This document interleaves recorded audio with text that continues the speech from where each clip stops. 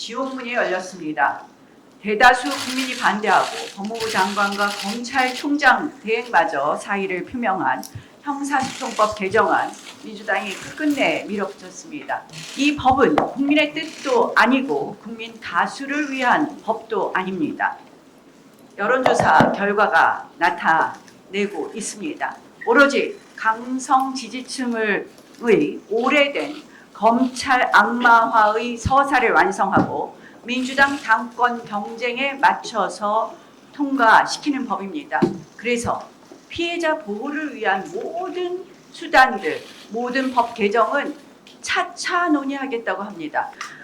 무엇보다도 문제는 이 형사소송법 개정안은 명백한 위헌이라는 것입니다. 헌법 제12조 3항 그리고 제16조에서 영장 청구에 관한 권한을 검사에게 준 것은 오로지 수사 전체의 이 지배는 검사가 해라라는 것입니다. 결국 이러한 부분을 위반한 위헌성이 있습니다. 이것은 결국 헌법 12조, 헌법 27조의 공정한 재판을 받을 권리까지도 침해하는 것입니다.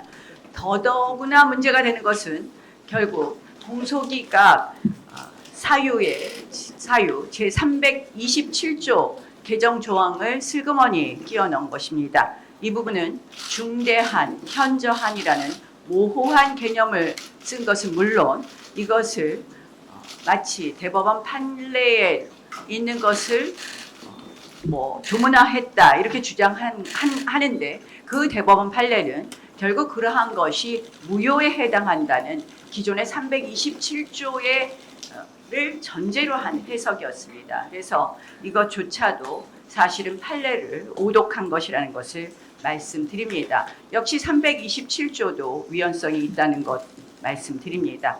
결국 민주당이 이렇게 전광석화처럼 개정안을 통과시키고 여러 가지 7대 약자 범죄에 대해서는 예외적으로 검토하겠다. 김용민 의원은 노무현 대통령 기분 좋으시죠라고 끝맺고 있습니다. 그런데 아시다시피 부산 돌려차기 피해자는 지옥에나 가라고 댓글을 썼습니다. 맞습니다. 이들이 한 것은 곽상원 의원이 주장한 것처럼 노무현 대통령 뜻도 아닐 것입니다.